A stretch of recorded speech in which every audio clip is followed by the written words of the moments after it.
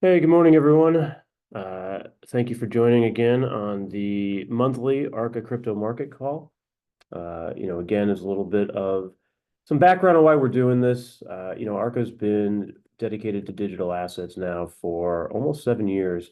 And in the beginning, when we started really doing a lot of educational materials, we focused a lot on high level, kind of what is blockchain, what does this market structure look like, and as the market has evolved and has mostly as crypto investors have evolved, it seems like there's more of a need now to go a little deeper, dive deeper into what's really driving markets, where are some of the resources and research that we find all this information from at Arca. And we like to dive a little deeper here into what is actually happening on a month-to-month basis. So thanks for joining, and we'll get started. Before we get started, a quick disclaimer. This commentary is provided as general information only and is in no way intended as investment advice, and you can see the rest here. So, it's been an interesting 30 days. Again, for those who follow other parts of what Arca's been writing and talking about, probably the last 30 days, maybe the most impactful ever in terms of the news flow, mostly coming out of Washington and sort of the about face that we saw on the regulatory side, with, starting with Trump basically endorsing crypto and taking donations, and then ultimately with two bills getting some support across the aisle from Democrats, and ultimately the Ethereum ETF approval. But we're not going to talk about that too much today. We'll talk about everything else that's going on in the market, over the course of the last month or so and into what's happening now. Yesterday was a big day in terms of economic data. You had the CPI coming in really soft, which gave markets a little bit of a boost. And then you had the FOMC meeting where Powell was a lot more hawkish than he was a month ago, or at least less dovish. But if you look at what's driving all of this, you can see that we're starting to see some real signs of economic weakness here. The chart here, of course, showing the dollar, showing energy prices, and you can see that everything's starting to be a little bit weaker. And this is where you get in sort of the mixed bag of what the economic data means, right? Because I think, most market participants are still looking for rate cuts. Obviously, Powell, even in a hawkish tone, has been talking about the next move will definitely be a rate cut, not a rate hike. But when that's actually happening is still subject to the data. Are we going to see any softness in employment? Are we going to see, continued inflation prints that are disinflationary, if not outright deflationary? And you're starting to see some of that, right? And the data is showing you that we are starting to see economic weakness.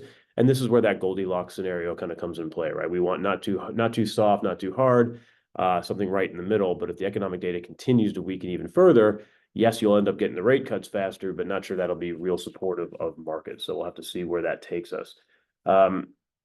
Looking at next here, in terms of, the estimates, we talk a lot about, what we've been seeing from different Federal Reserves, as well as from the IMF. And you can see here that, you're really starting to see some of these forecasts, not to say that the Federal Reserve has really been that spot on with any of their estimates, but certainly seeing some real weakness ahead. And again, I think that's going to be the key here, whether or not we can avoid a real recession and just see some slowdown versus if things really start to fall off a cliff. I will note we didn't put a chart here, but I will note that if you look at other indicators, things like investment grade spreads, high yield spreads, really not seeing much panic yet. Really not seeing anything that would indicate that we're going to head into a default cycle or anything like that. But certainly, starting to see those signs of, not necessarily too rosy of a picture. So again, the Fed yesterday, Powell specifically in his presser, didn't really sound the alarm or anything yet, but this is what the markets will be watching, especially as we head into the election in November. So moving on to kind of crypto specifically, again, from a price standpoint, April was a terrible month for risk assets, and then May was a much better month for risk assets across the board, equities and digital assets as well. But really, this has been, something that we've talked about for the last couple of weeks now. It hasn't really been a broad-based sell-off or rally. You look at back in previous kind of real bull cycles, like 2021, for example, it was very thematic driven. Every month in the beginning of 2021, for example, was something different. First, you had DeFi really rally. Then you had other areas like gaming and Web3 that rallied. Then you had meme coins. In 2024, it's been much more sporadic. There really hasn't been any one sector other than real world assets that have really been a consistent winner. And in fact, if you look at like a 60-day or even a 90-day return profile, a lot of the things that got hit hard in April really didn't bounce back much in May. And it was only, again, sort of sporadic winners. So things that, Ondo Finance, for example, one of the best performers, that's one of the leaders in the RWA space, tokenizing treasuries. You also had Telegram, Ton token, which did pretty well. But we're not seeing a real broad-based thematic rally, which is what you'd expect to see, if we're going to have some real continued strength here. So I think, we looked at AI earlier in the year. We mentioned RWAs, looking at things like DeFi. A lot of those sectors still kind of stuck in the mud. And again, it's really mostly just been driven by the majors, Bitcoin with the ETF inflows, and Ethereum now with the expectation of ETF inflows. So we'll see what happens next month and over the course of the summer here to see if you can really kind of sink your teeth into a more of a sector-based narrative beyond just, meme coins and majors. The one area where it is starting to get interesting on the next slide here is, and we've been talking about, for those who kind of follow a lot of what Arca has been doing, we've been talking about the Bitcoin miners now for about 6 months here as being a really bullish play on any Bitcoin bullishness. And you can see this is here as a chart. The blue line is the Valkyrie Bitcoin Miner ETF, WGMI versus Bitcoin. And I didn't put 2 charts on here just because to save space. But if you look historically, Bitcoin mining stocks and Bitcoin have had incredibly high correlations. We're talking, our correlations in the 0.8, 0.9 range. And really most of the time, Bitcoin has actually outperformed the miners. In the last month, that's completely reversed. And this is important because it's not just following the price of Bitcoin for real reasons. And that reason being, we can break down at least our bullishness on the Bitcoin miners into basically 2 buckets, right? One is that it is sort of a levered Bitcoin play, right? For instance, if you look at the models that Arca's run, if Bitcoin rises 50% or so to 100,000, the EPS for certain miners like ClearSpark and Marathon and Iris Energy and some others can be up anywhere from 200 to 400%. So just based on an increase in Bitcoin price, we would expect outperformance on the Bitcoin mining stocks because of that levered EPS growth. But obviously, that's not what we're seeing here because Bitcoin, the price has been largely flat and the mining bucket has been up 50 to 100%. And that's because of a new AI theme emerging with the Bitcoin miners. So what I mean by that is Bitcoin mining data centers have basically everything an AI data center needs. And as a result, the miners have a really high floor right now because they already have the land, they already have the build out of the centers, they have low energy costs.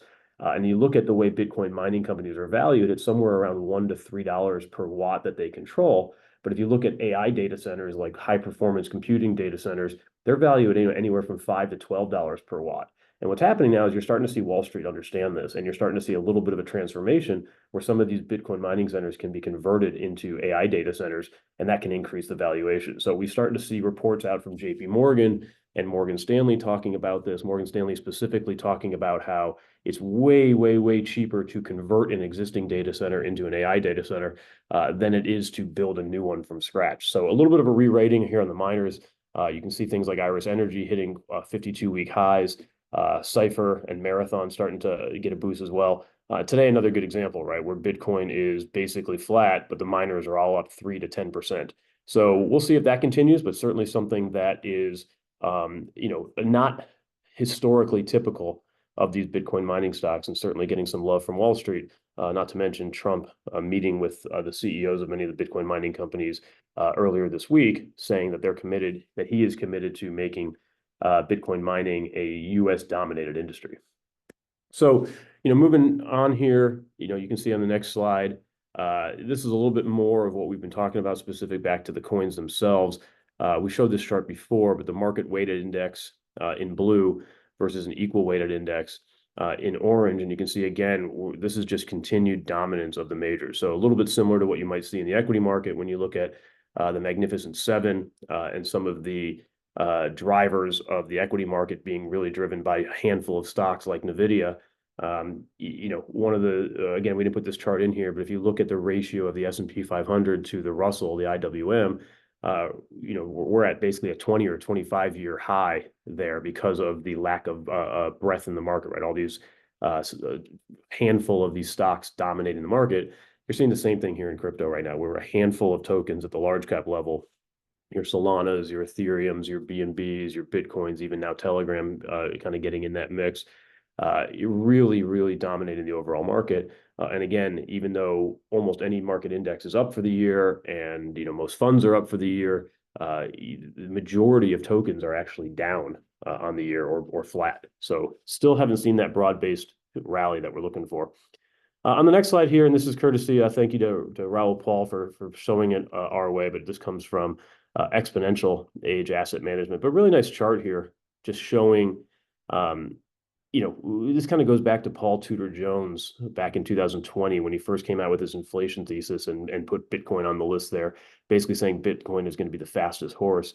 And you can see across, now over a decade, that really digital assets has been the fastest horse in general. The NASDAQ being the best risk, measure this year, best traditional finance risk asset this year, up about 17% annualized. And yet Bitcoin, Ethereum, Solana up over 150, and in Solana's case, 200% annualized. Just you continued dominance from digital assets. So the reason I like this chart is, even though you've had those big down years like 2018 and 2022, the fact remains that there's really no better way to express upside risk than in digital assets. And you just wonder how long it's going to take for the rest of the world to catch on to that. You're seeing it with the ETF flows. Certainly the Bitcoin flows have been larger than we expect. We'll see what happens when the Ethereum ETFs get launched later this summer or into this fall. But it's really hard to deny the data, and it's really becoming difficult for investors to stay out of this arena given the historical performance here. So, moving ahead here, and this is an important chart that Nick Hotz put together for us, but talking about the change in stablecoin market cap. This is one that historically we think has probably told a better story than anything. Even though the AUM of stable coins, was basically zero 4 years ago and rose to a peak of 200 billion. Throughout most of 2022, you really saw those declines in stablecoin AUMs, and it really started to build back up towards the middle of 2023, which coincided with the beginning of really this recent, call it 12 to 18 month rally. And we've seen pretty steady growth in stablecoin AUM up until recently. So starting to see a little bit of a slowdown there in stablecoin AUM growth. Could be for a variety of reasons, but usually that's the best indicator of new capital coming into the space. So definitely something to watch here of whether or not we're actually going to get any new money into the space beyond just the ETF. So this is probably a chart we'll update again next month, but definitely have our eyes on that of whether or not we can see increased AUM growth there.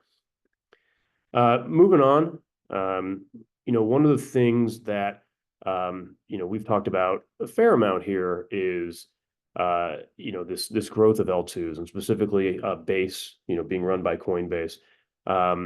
But really it's been an explosion of usage across these different layer twos.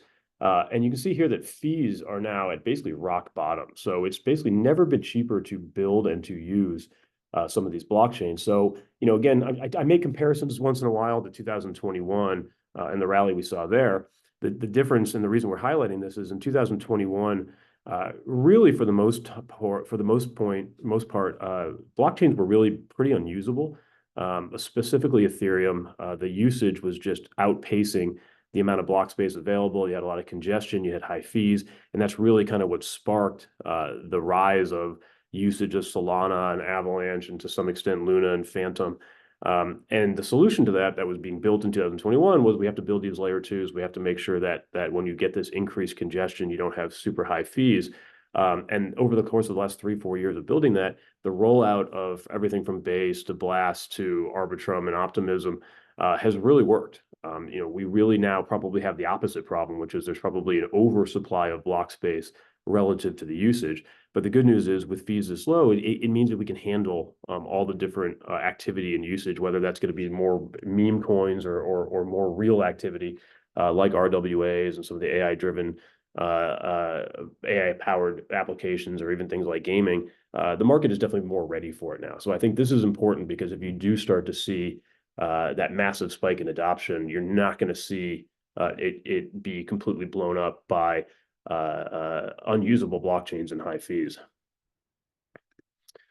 So moving on, we mentioned a little bit of the meme coins, and this is something that's interesting. I think probably everybody now at this point knows that Roaring Kitty came back, started to pump up GameStop stock. What's really interesting about the meme coins here is that, clearly they're not going away. Pump.fun, we're showing the revenue there. This is a site that was designed just to be able to launch and create your meme coins.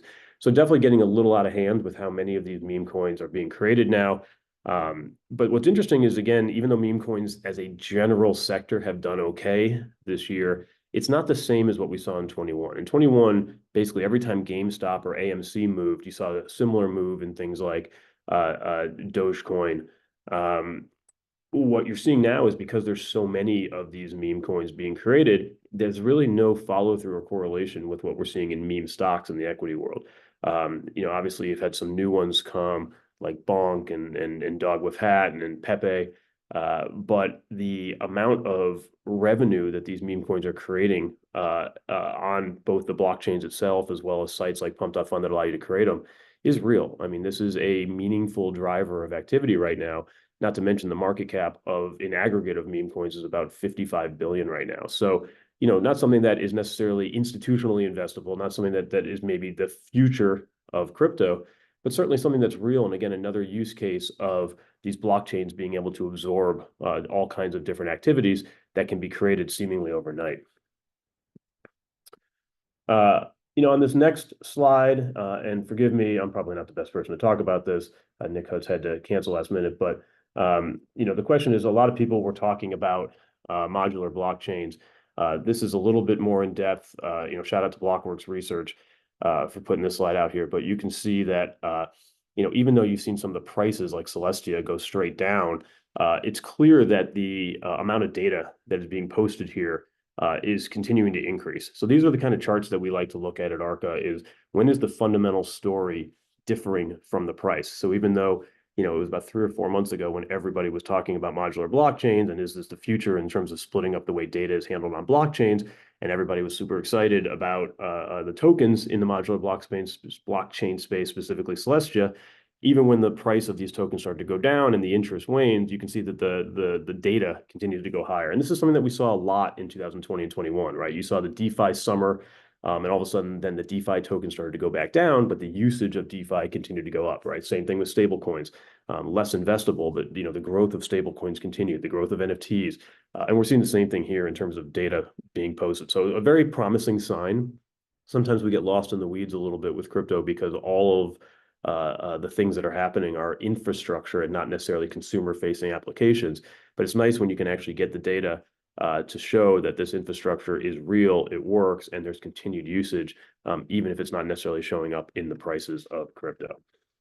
And finally, last couple slides here, we mentioned, the DePIN, for example, is one of the sectors that was hotter earlier in the year and has really started to wane. But there are a lot of real consumer applications right now that we think are really interesting. And this is where crypto sort of divorces itself from price a little bit again, is this is the first technology that you can invest in immediately and everybody can invest in right away before necessarily the apps are working. But there's some real apps that are touching consumers right now that maybe the crypto prices aren't moving as fast as people would want from an investing standpoint, but the actual usage and growth of the company really is.